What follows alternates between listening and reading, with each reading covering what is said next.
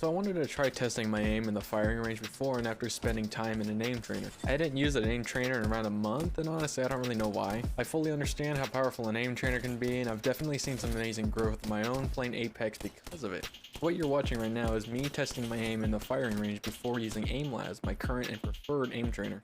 And according to the rank chart, I'm in the middle, which probably doesn't mean much. I'm gonna be going on personal right here.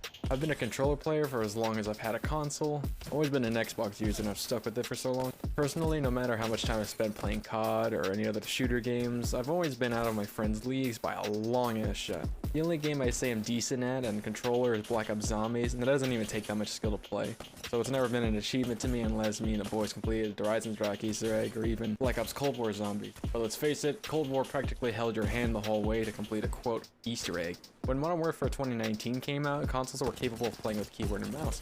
For a long while, for me and I'm sure plenty of other people, I wanted to switch to PC at one point, so why not play on a keyboard and mouse to get a feel for the controls? Without practicing with little experience, I was already 10 times better at slaughtering skin suits than I was on controller. Not to say that I actually had an impressive amount of skill for it, but I can immediately tell that MNK was my thing. I bet the question could be asked, did you ever use aim assist? Well, I mean, sometimes I didn't, but that was for specific games. For the super fast FPS games, yeah, of course I use aim assist.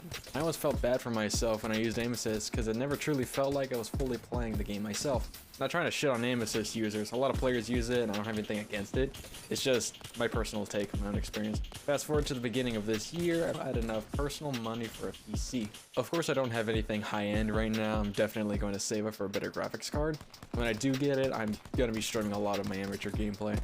Week 1 of having a PC, I go straight to playing Apex, and as expected, I'm absolute trash. I can't hit a shot. I start watching more Apex gameplay and tips on how to play the game better. I've been watching a lot of Otter, Gaming Merchant, and Guape, who is a fucking Revenant main. I might make a video in the future, but my absolute love for Revenant as a character. Skip forward a month and I dabble in some aim training, using AimLabs, and goddamn, an immediate improvement. I also got an idea to change my DPI, which was on a whopping 7700 because I liked higher sensitivities on COD. What I've learned personally is that having a lower sensitivity is infinitely better for Apex, and I adjusted quickly to an 850 DPI with a 2.2 sensitivity and 0.8 aim sensitivity. As the days go by, I improve and get more confident on what my skill level can reach. Over 400 in the present day, I've improved a ton. I still don't consider myself good, but I do recognize that I'm not the absolute worst anymore. Okay, that mini rant went on for a little too long, but time to show what about 10 to 15 minutes in AimLabs can do for me. Before I was feeling sluggish, but after aim training, I am a lot more confident in hitting my shots, especially my PK shots. Flick shotting is a big thing for me, I don't know why. Also, just ignore me trying to tap strafe and bunny hop all over the place. I have a tendency to just spam scroll and mouse wheel, and I'll be working on that in the future, so. I also try to practice mounting on objects and getting a feel for shooting in the air. I've also become a lot more confident in hitting hipfire shots, but of course the Vault has good hipfire spread anyway, so that doesn't really say too much. There's one thing about the firing range I want to point out and would like an adjustable setting to. When dummies hide behind objects, they become highlighted and it hinders my ability to train peeking shots. Something else that I want to point out is when I watch pros and other players firing a full auto weapon. Oh. They spray their entire clip into people, even when they miss shots. I like to tap fire, or I guess pause my full auto sprays when I can tell I'm not landing shots. For example, I have these dummies set the strafing, and when they switch directions, I pause and fire to the direction they're going. Most of the time I don't find myself doing this in an actual fight, because I panic and just spray, though there have been times that I've tap fired and it's been effective. After aim training and playing around in the firing range, I wanted to get into some real games. I didn't do super crazy anything, but I was content knowing I could at least get a kill or two on average. Interestingly, Apex on keyboard and mouse is the only game for me to actually have a positive KD ratio, at least for the season, and I'm glad I've improved so much. As a last note, I have over 1400 hours on console, and considering the stats I already have on 400 hours on PC, I'll bet that by the end of the year, I'll have surpassed myself on console that took over 2 years, and I find that crazy as hell.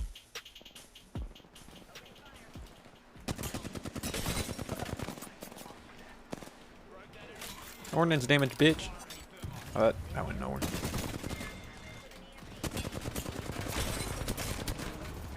Teammate, turn around. You do that, bitch. Yeah. Get up, fucker.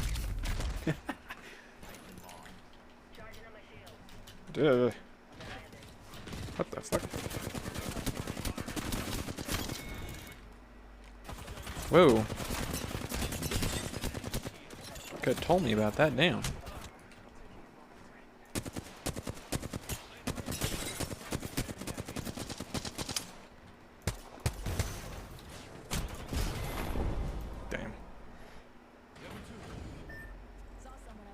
Yeah, okay.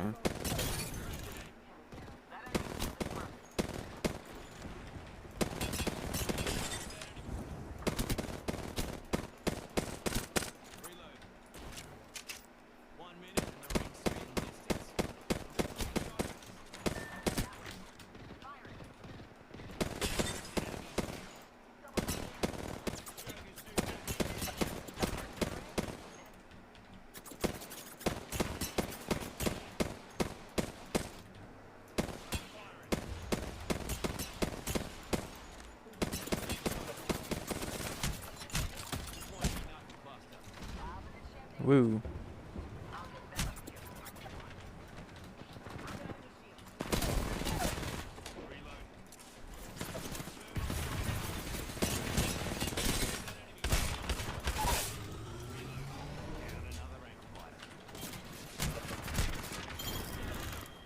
Ooh.